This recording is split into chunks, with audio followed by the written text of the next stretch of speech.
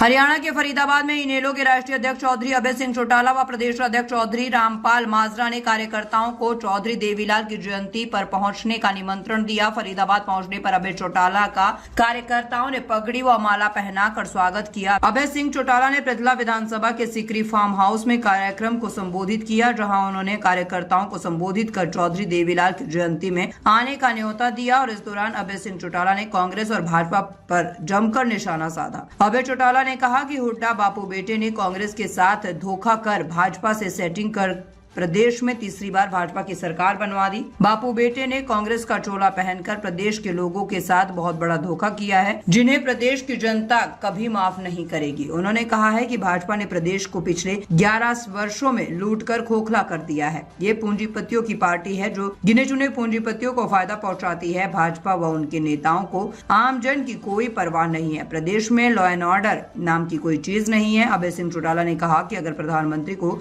किसी ने गाली दी है तो प्रधानमंत्री को इस तरह से नाटक नहीं करना चाहिए। उन्होंने कहा कि हो सकता है, उन्होंने कहा कि उन्होंने पंजाब के बाढ़ प्रभावित 350 गांव गोद लिए हैं, जिससे वह राहत सामग्री पहुंचाने का काम कर रहे हैं। पंजाब हमारा बड़ा भाई है, ये काम हम राजनीति से ऊपर उठकर कर रहे हैं। सिरसा जिले के हर एक गांव में पंजाब के बाढ़ प्रभावित गांवों को गोद ले रखा है। अभय सिंह चौटाला ने कहा कि जेजेपी ने आज अपने पोस्ट से चौधरी देवीलाल का फोटो हटा दिया और चौधरी ओम प्रकाश चौटाला का फोटो लगाकर लोगों के बीच जा रहे हैं। आने वाले समय में जेजेपी अपने चाचा का फोटो लगाकर लोगों के बीच जाएगी। आप तक मैसेज किया, आपको बुलाया, आपको निमंत्रण दिया, मुझे आपके लोग होने का मौका दिया।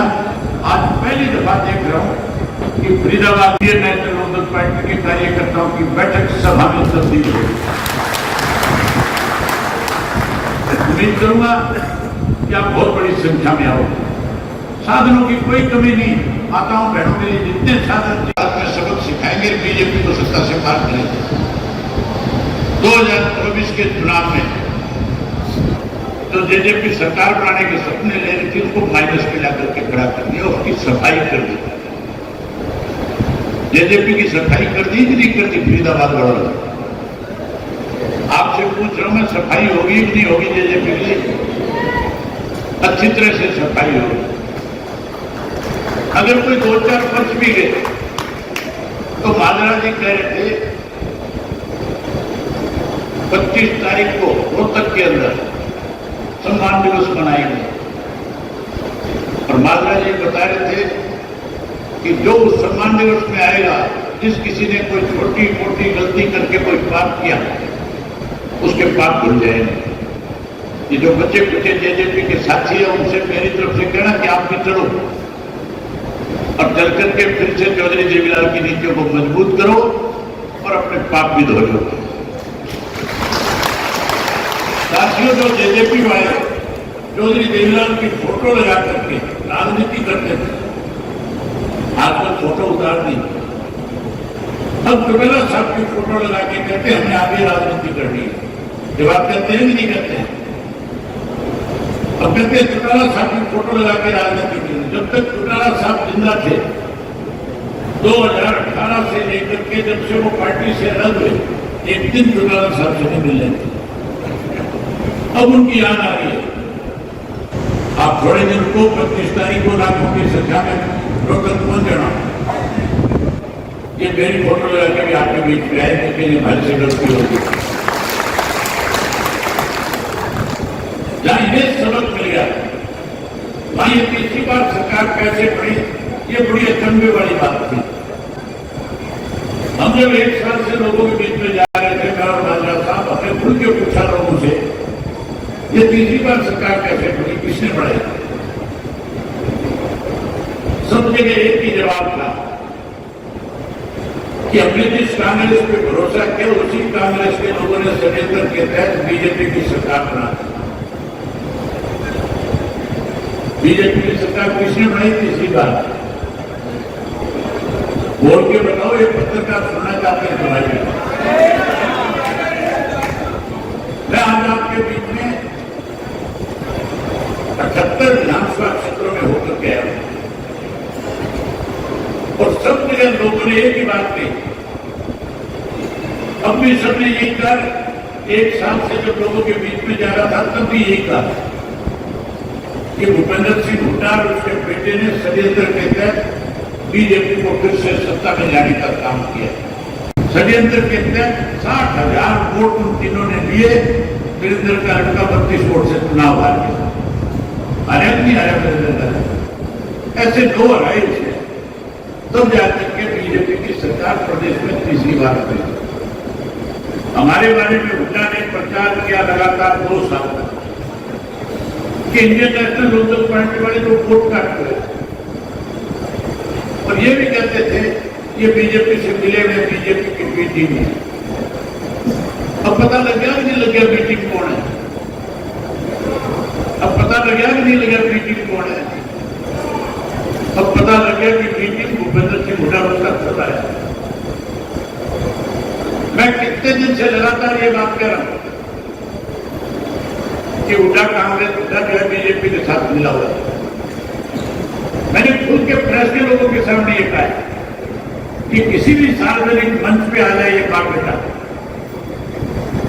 अगर ये सामने बैठी हुई ऑडियंस को, पब्लिक को अगर सेटिस्फाई कर दे कि हम कांग्रेस बीजेपी से नहीं मिले हुए, मैं राजनीति छोड़कर के घर बैठ जाऊंगा या मैं ये साबित कर दूंगा कि तुमने किस तरह से भारतीय जनता पार्टी की मदद करी, किस तरह से तुमने कांग्रेस को सत्ता में आने से रोकने का काम किया।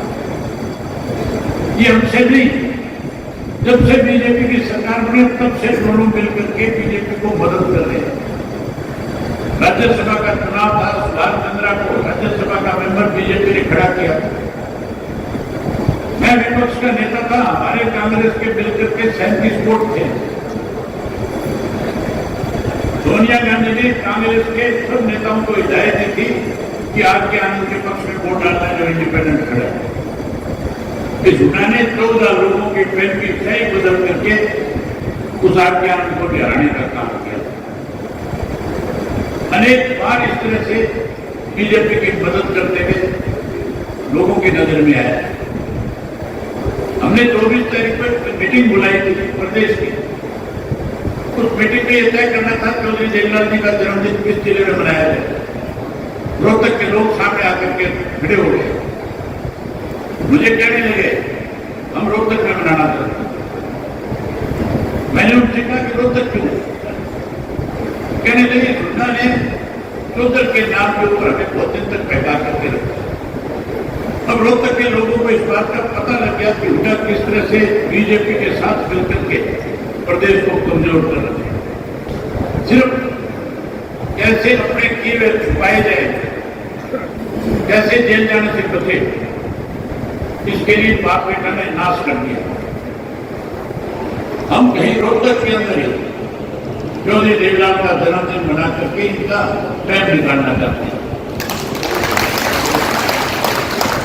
हमें वोट काटू कहते थे। इंडियन नेशनल लोकदल पार्टी का कार्यकर्ता वोट काट के बढ़ा दिया। हमने तो इस देश के अंदर बड़े बड़े बदलाव किए। हमने इस कांग्रेस पार्टी की नाम 1 बार नहीं 4 बार काट दिया। थोड़ा सा फोटो पीछे जाकर के सन 1977 में कांग्रेस को हरियाणा प्रदेश से किसने बात किया था? चौधरी देवीलाल ने किया था। 87 में कांग्रेस की कुत्ती बोलती थी। इंदिरा गांधी के मर्डर के बाद लोगों की जबान में एक ही बात थी, कांग्रेस 100 साल नहीं जाएगी। उस कांग्रेस को न्याय करके सत्ता से पार करने का काम चौधरी देवीलाल ने किया। और उसके बाद 99 में बंसीलाल जी और कांग्रेस और बीजेपी मिलकर सरकार चला रही थी प्रदेश में। उस सरकार को भी गिरा करके चुनाव सा मुख्यमंत्री बने थे।